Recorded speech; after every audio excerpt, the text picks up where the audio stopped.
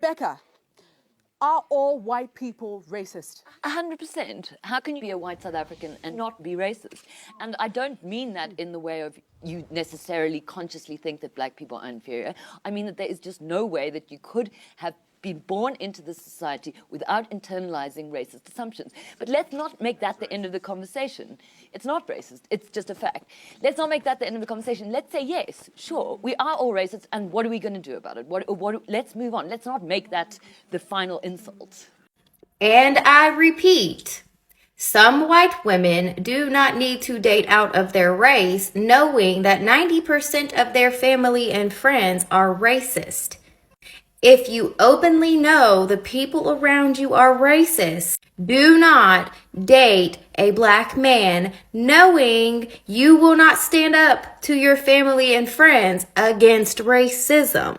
If me being racist is me telling white women that don't stand up for their interracial couple is racist, then I guess that's what I am. But me, I'm going to speak up and hold white people accountable if there's an ignorant stranger, friend, or family, just like I always have.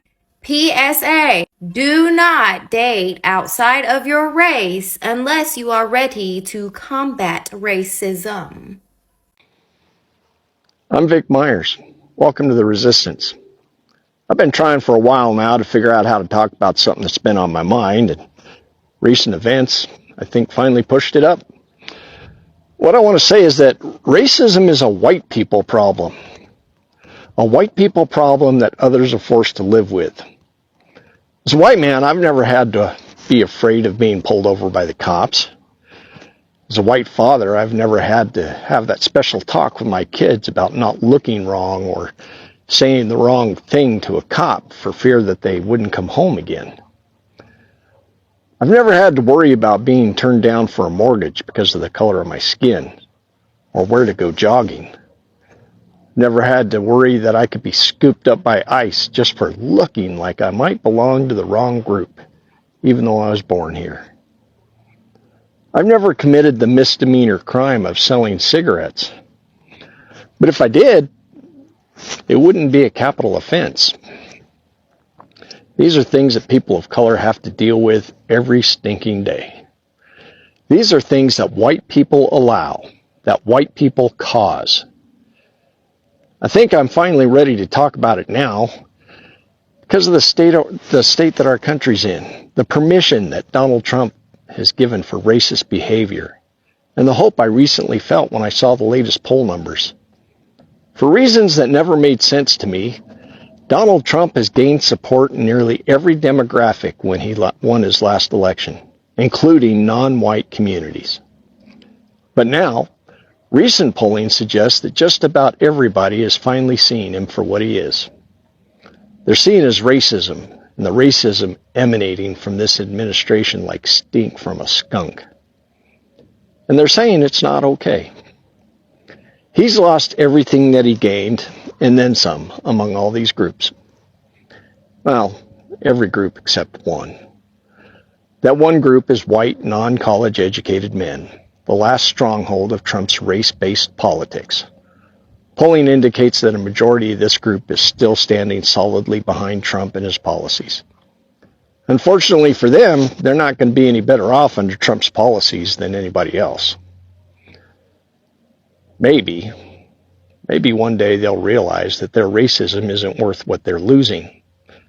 And maybe the rest of us will realize something too, that racism is a white people problem, and it's up to white people to solve it. It's up to white people to call it out among their coworkers, their friends, and their family. It's up to white people to be the loudest and proclaim that racism is no longer acceptable in American institutions. It's up to white people to make sure that we're not voting for the racists. Thanks for listening. Good day. I don't know where people get this idea that only white people can be racist. I converted to Islam almost 10 years ago, and within Islam, you're not allowed to discriminate based on race. Unfortunately, it was only once I had entered a mosque that I saw the most racism in these various communities that I've ever seen in my life. I've never heard so many different comments. that I have never heard among other white people.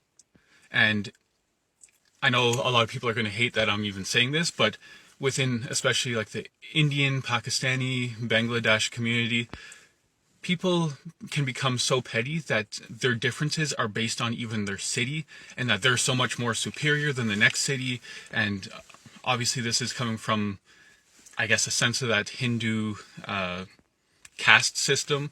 But once again, it's obviously not only white people that can be racist. Anyone who's discriminating against another person based on their race is a... My name's Kylie, and I'm obviously white. I grew up in a conservative white family, and I know there's been a lot of discourse about whether white people should talk about racism, and here's my argument for why I think that not only should we, but we have to. A lot of racism in white families occurs behind closed doors. I've been over at friends' parents' places and heard them say some pretty obscene things about people of color, assuming that I am on their side simply because I am white. Obviously, this makes for some awkward conversations when I do call them out, but point being, the depths of the racism and the darkness that seeps in deeply into these families can only, in my opinion, truly be exposed by other white people, because they will never be their full racist selves around anyone who is not white. They like to save face publicly and say that they're not racist, but then again,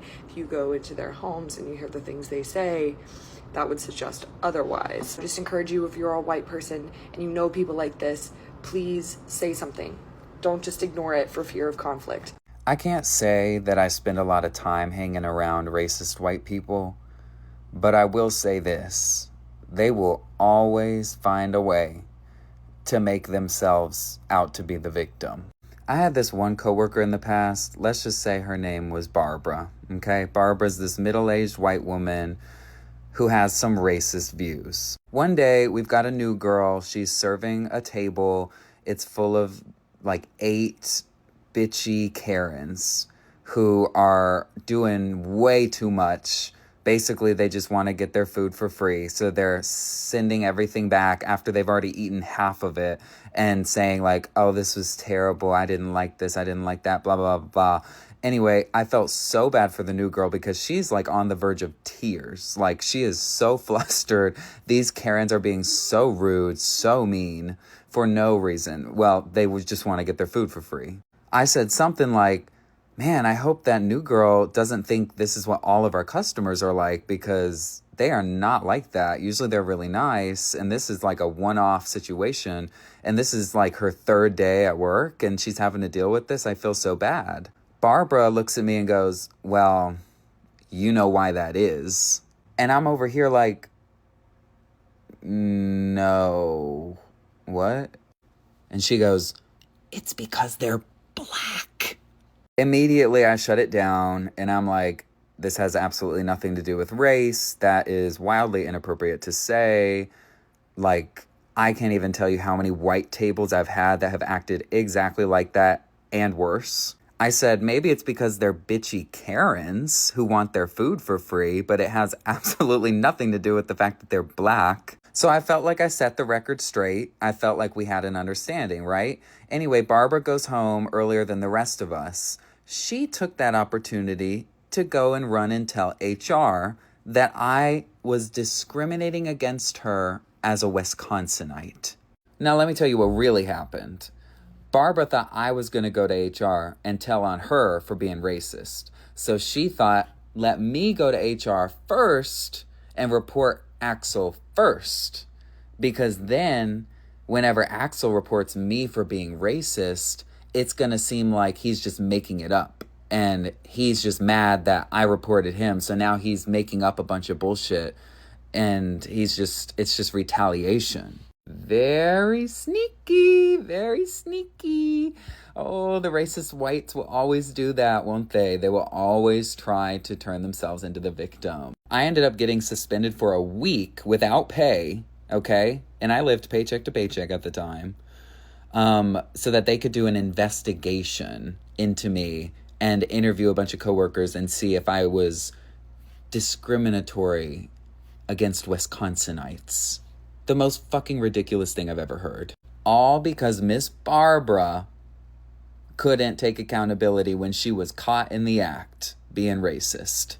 Don't worry, I ended up getting her back. She ended up quitting because she was like super embarrassed by the end of all of this. So anyway, we got her back. I'm not going to go into all of that, but we got her back and she learned her lesson, okay? I ended up really like laying into her. But anyway, just to my point, I was thinking about that today and I was like, man, the lengths that these racist white people will go to rationalize and excuse their racism, to justify their racism, and to avoid taking accountability whenever they get caught in the act. White people are racist. White babies are racist. Books are racist. Like I said, syrup is racist. And math is racist. Advanced classes, racist. Electoral college, racist. So many white people now, they've convinced themselves that they are the most racist people in this world, whilst a lot of us immigrants, we're just standing quietly in the back thinking, thank God Grandma actually can't speak English. Holy shit, if you heard some of the stuff she said, oh my God, I'd never get a job again. Most white people don't see racism.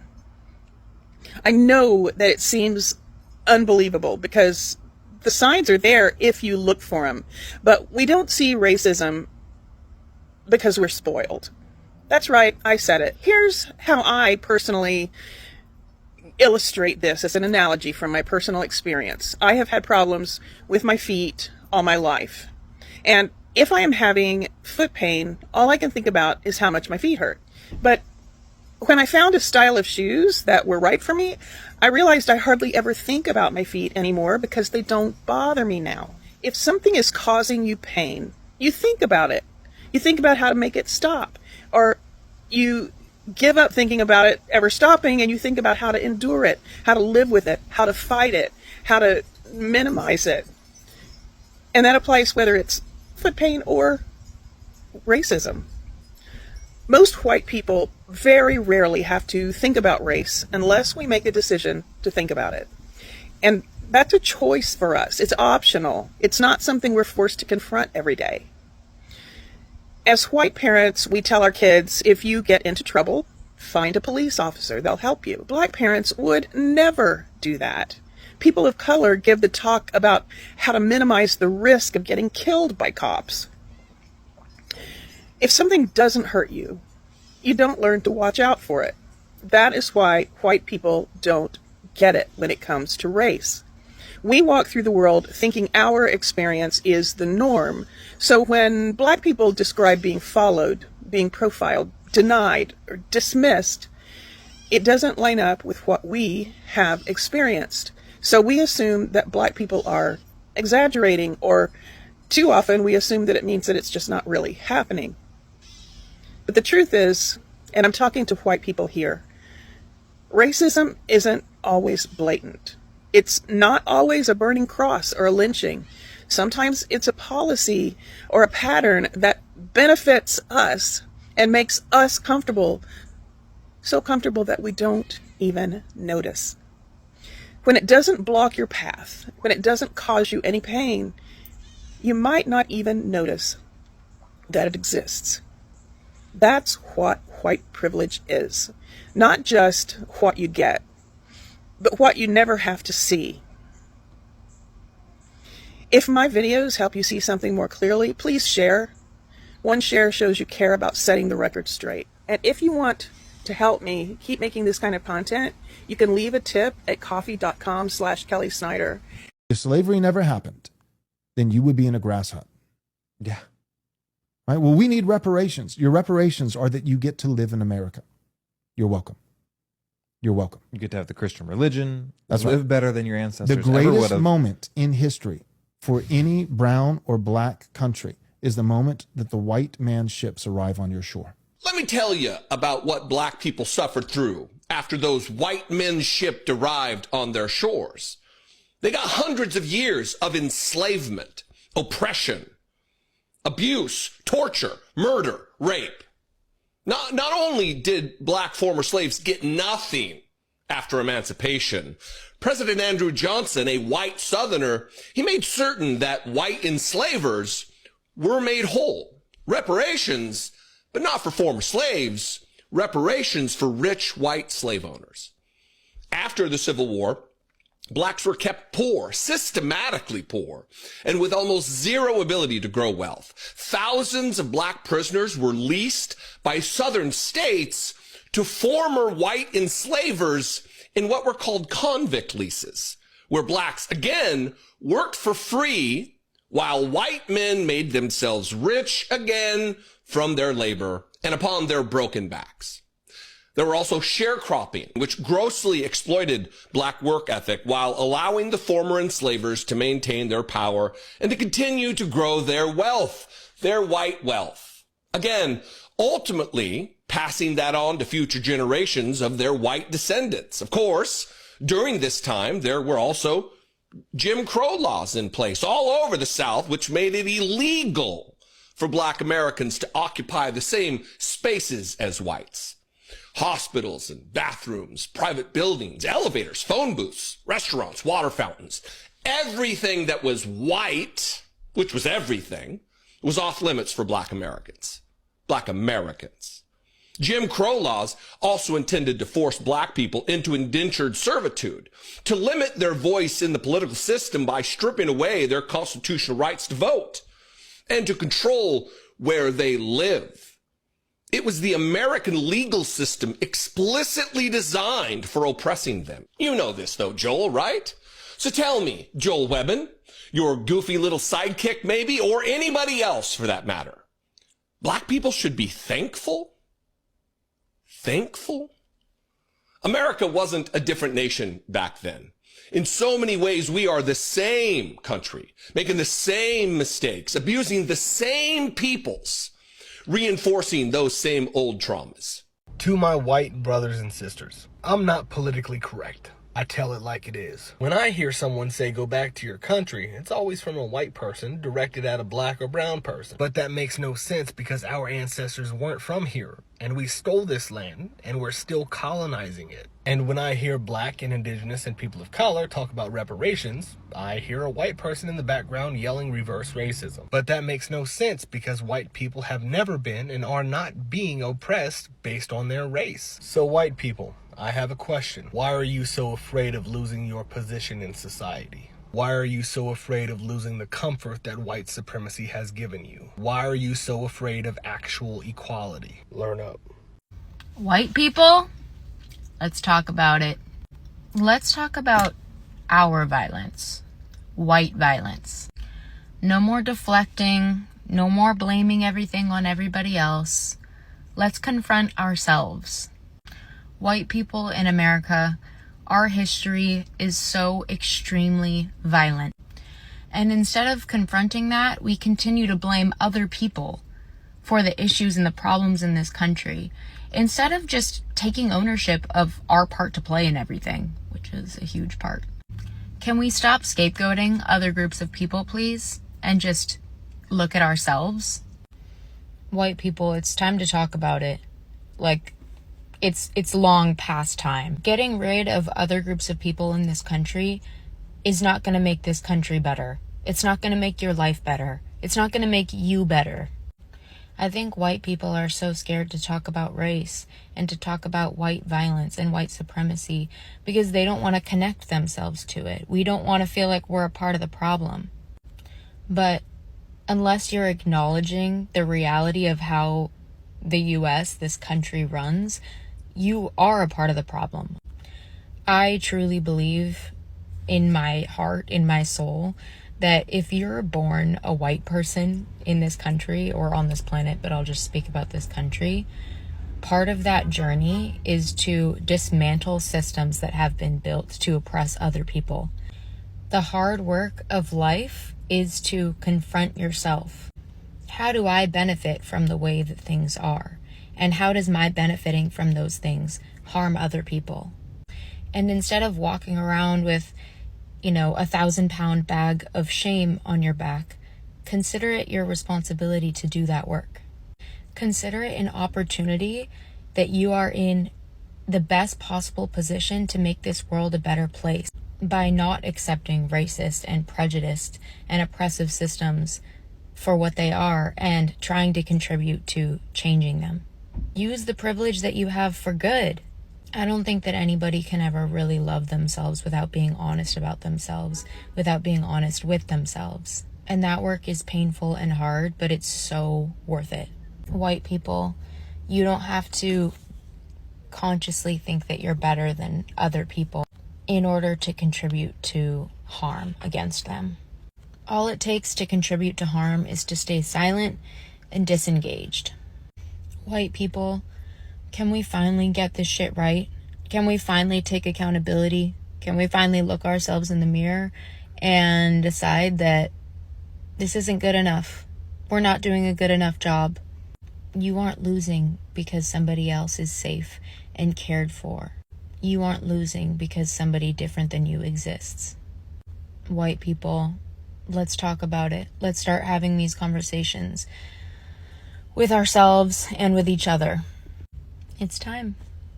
When someone says all white people are racist, they're not saying all white people are bad. They're saying all white people are subject to the sociological and psychological conditioning of society where racism is a fundamental systemic issue. They're saying all white people suffer from the sociological phenomenon of living in a world, in a country where racism, systemic racism, is a fundamental thing that makes that society exist. That means as white people we have subconscious processes and behaviors that come out as a direct result of that. Behaviors that actively cause harm to other people, behaviors we need to become aware of, mindsets we need to work on. The myth of race has to be maintained at all costs in this country, because if white people have to give up the color of their skin as being something that makes them perfect, what do they have left? If we start teaching the truth about history, if we start teaching about Nile Valley contributions to civilization, it will totally change the way we conduct ourselves in the classroom. It will have to. Columbus didn't discover America. You can't discover a place where people are already living, but we celebrate that every October. It's a lie. We need to get over. We need to stop telling the myths and start telling the truth. So when you tell people that they're racist, and it must have some kind of effect, because most people will say, "I'm not racist." I'm not a racist. Why, some of my best friends are black. Right. Yeah, and then you say, name one. Or this one, I don't see color. And when some woman says to me, I don't see color, I say, I knew that. If you saw color, you wouldn't dye your hair that way. Or I say, if you saw color, you wouldn't wear that shirt with those pants. I believe that you don't see color. It's an attempt to deny skin color. And it's an attempt to deny what's wrong with seeing the color of my skin. Is it all right for you to see me kind of pink? That's okay for me. I don't mind. And I suspect that you don't mind being seen the color you are. You have a right to be what you are. Wait until white people find out that the person that they pray to and call their savior and think that he's coming back. Wait until they find out that he was actually a person. Just remember, anytime you see the elites or whatever you want to call them trying to make us hate a specific person or thing, it's really just because that's the most powerful thing. They do everything in their power to make us hate black people. That's because these people are so powerful. These people have been here forever. White people did not pop up until about 5,000 years ago. Now, there's gonna be quite a few of white people that are gonna be mad at this because y'all think everything is about you, but I'm here to tell you that it's not. And it never was. Think about it. I don't know where the fuck white people came from, to be honest, but we are not meant to be in the sun. Like black people are from Earth. They have been here a long ass time, bro. The sun loves them. The sun hates white people, okay? I'm just being honest. Part of that has to do with wearing sunscreen and sunglasses, but that's for a whole nother video. All of those ancient people from ancient Kemet, ancient Egypt, those were... Ever notice how the nose are always chopped off on those ancient structures? That's because they don't want us to know the truth. I'm not gonna say too much about this photo because I don't want my video to get taken down again. But I mean, y'all see what's going on. A lot of things you've just been lied to, y'all. Pretty much everything is the opposite of what you think it is. There's a reason they want to divide black people. It's because black people are the most connected. They are very, very, very talented at singing, dancing, athletics, you name it. So many things are designed to limit them. I think that black women are the most powerful people on the planet because the number two things that the elites, whatever you want to call them, that they hate the most is women and black people. So there you have it, black women. Those are the people that we need to be listening to. Those are the leaders of the new earth. And I'm not saying other women aren't powerful, but there's just something about an enlightened black woman who is embodying her gifts that is just so powerful, y'all. People don't think they're racist because white people don't understand racism fundamentally. White people think that to be racist, you have to be out hate criming. You have to explicitly be saying you don't like XYZ minority group. You have to be saying you think white people are better. And this level of binary thinking is extremely comfortable for white people because most white people aren't out hate criming. Most racist people aren't out hate criming or explicitly saying they hate minority groups. It's a little bit more subtle for most racist people. Obviously, there are some people who do say that, but that is the exception, not the rule. This goes for both sides of the aisle. Like during the election, people kept saying, not everyone who voted for him is racist, but all the racist people did vote for him. Completely incorrect. Reverse that. Everyone who voted for him is racist. You cannot vote for that without being racist. However, not all racist people voted for him. And that is harmful to say because that perpetuates this narrative of like, or this trope of, I have a black friend, I can't be racist. I voted for Kamala Harris, I can't be racist. I vote for the people who support the minorities. I'm obviously not racist and I don't need to do any further work to prove that. Sophia Coppola is obviously conservative and conservative racism is a little bit more explicit, but they don't think it's wrong. And they don't think they're racist because they know that racism is a bad word.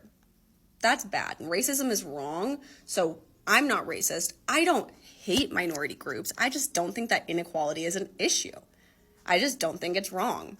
I just don't think microaggressions exist, right? That's not racist. That's just how they frame their world, and that's comfortable for them. And if there's anything white people cannot give up, it's comfort. Do not make white people uncomfortable. Oh my God. Oh my God. And that goes for the left too. I personally have to work every single day to deconstruct systemic racism within myself, within the people around me, within the world that I exist in the context, right? And I have to be constantly thinking about that because racism is so deeply embedded in our society, in our psyches. But a lot of white people on the left don't feel the need to do that because they're doing their part. They're not voting for racism, so they're not racist. If they don't learn about microaggressions, then they don't have to acknowledge that they exist and they don't have to call themselves or their friends out for doing them, right? If they call people out for saying the M-word, if they go, hey, don't say that, that's doing their part. It would be really uncomfortable for them to have to learn about the way that white supremacy exists in our society. And they don't want to be uncomfortable. Don't make them uncomfortable.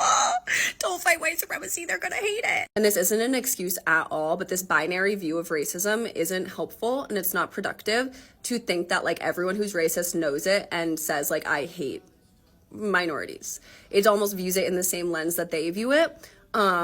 Racism is never okay on any level, but it isn't a binary thing. It's not lacking in nuance. Like there is a lot of nuance. There's no justification, but there are different types of racists. There are different understandings of racism, and to not acknowledge that does us all a disservice. All white people benefit from racism. Racism is systemic. It's not a few instances of someone calling a black person a slur. Racism is literally ingrained into every single system that affects how the world and America operate. And most white people don't realize how they benefit from racism. Because of their privilege, they are afforded the luxury of being able to ignore oppressive systems around them. And since racism is literally instilled in people from birth by society and sometimes family members as well, the only way that white people can escape their bias is by learning from people whose lives are consistently affected by marginalization and oppression. It also helps having parents who are actively anti-racist. But 99% of the time, white people have to make a conscious decision to actively unlearn everything that they've been taught about whiteness and what it means to be white in America. And there's no way to do that without deciding to put your feelings of discomfort to the side. White fragility has helped white people stay away from these conversations and any actions of change, because they can just say, well, this makes me uncomfortable. I don't know what to do. I don't know enough about this. And so they're able to just not talk about it, not do anything, and not make a difference, and continue benefiting from the systems that oppress other people until they decide to learn about these systems and how they benefit from them and decide to care from that point on about making a change. Nothing's going to change. Many people are blind to the ways in which systemic racism helps them. And a lot of people do not want to be inconvenienced by being anti-racist. They're like, this doesn't affect me. I don't know any black people. Why should I have to do anything? I can't do anything. I'm just one person. Okay, but if every single person says I can't do anything and no one does anything, then what changes? Black people, brown people, people of color, disabled people, LGBTQ plus people, marginalized communities are not going to be the ones to make the change, because of course they care about their own oppression. Nothing is going to change until the people within the oppressive group, doesn't mean that they are actively oppressing others, but they have that power to oppress people. Until they realize there's an issue and care enough about the issues, nothing will change. Man, I tell you what, nothing makes racist white people more pissed off than me, a white person, trying to educate about racism and trying to educate about what white privilege is and all these things. And it's so funny because these same people will argue with me till they are blue in the face about how they're not racist and we don't live in a racist institution and black and brown people have it so easy and racism doesn't exist anymore. But then they will turn around and say the most racist, ignorant, vile shit you've ever heard in your life. The disconnect is amazing. And this is why I make content like this, because it's so important, because we do live in a racist institution and we are all raised in racism as white people. This is simply a fact. And the crazy part about it is every one of us knows this. Even the ones who will sit there and fight with me to the death about it and act like it doesn't exist. Y'all know white people are racist. Y'all know about the casual racism, the casual microaggressions that we are raised in, no matter where we live in this United States of America. And this is why I will never stop. I will never stop trying to educate as a white person about racism and how we need to learn. We need to evolve. We need to do better. It's almost as if they feel like admitting to a racist institution or admitting to racism makes them this evil, terrible person. And so they would rather double down than to grow and be a good person. And that's so bad, because all that says to me is that you have a small mind and a cowardly soul. And I wish better for you than that, truly, because everything in your life will get better when you stop being so ignorant. Every white South African is racist. Every single one. Including you. Including me. We were born into a racist country, raised by racist systems, taught by racist textbooks, and disciplined by racist norms. Unless you've been consciously deprogrammed, that requires pain, effort, and education, you are still operating from a racist framework. Having black friends doesn't erase your racism. Voting for black politicians, no. Sleeping with someone of another race? Ha! Still racist. Whiteness isn't just calling someone a slur. It's the silent belief that whiteness is neutral and everything else is different. I don't see color while bleaching your hair and contouring your face. You see color just fine. You just don't want to deal with what it means. The entire education system would collapse overnight if we taught the truth. Apartheid wasn't resolved and whiteness is still centered. Your skin color isn't the problem. Your silence is. Your comfort is. Humanity expresses itself in shades, and racism denies that expression. South Africa, we're still living in the lie. Dear white people. Dear white people. If our video lands on your For You page, and you ain't got a problem with people that look like us, can we be friends? Can we? That's all we want to know. And that's all we trying to find out.